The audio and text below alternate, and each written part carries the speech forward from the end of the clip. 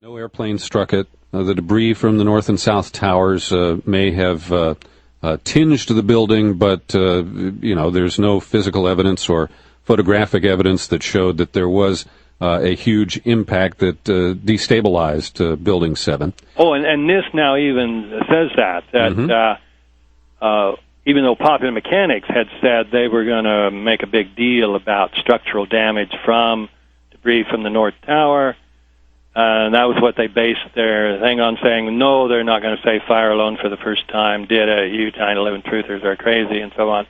NIST came out and said, it's almost entirely fire that brought the building down. Structural damage played no significant role.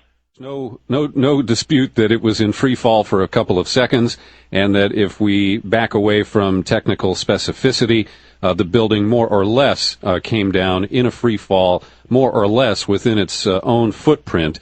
And as you point out in the book, the debris field was only a couple of stories tall.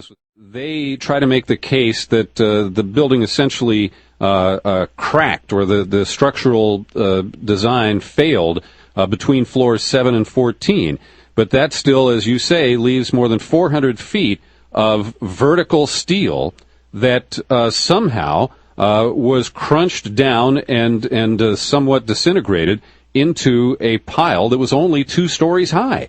And that, to me, just speaks volumes, that fires inside the building, even with the fantastical scenarios and computer renderings that NIST has put together, cannot possibly explain that this building came down in the way it did, and that there were not shards of steel sticking out at jungle gym angles, because for it to be such a neat demolished package really is circumstantial evidence that it was a controlled demolition.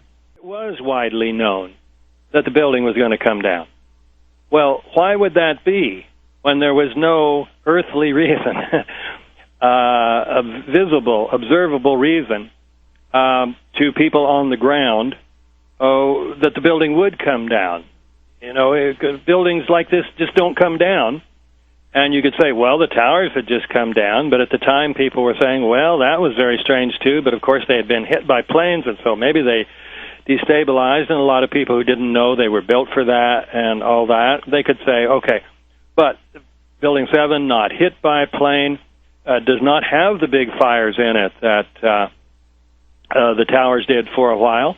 Small fires on only really 6 floors, where they lasted for what NIST calls a sustained fire, which may mean only 40 minutes. There's been no reason for people at the scene to think the building was going to come down unless they had inside knowledge.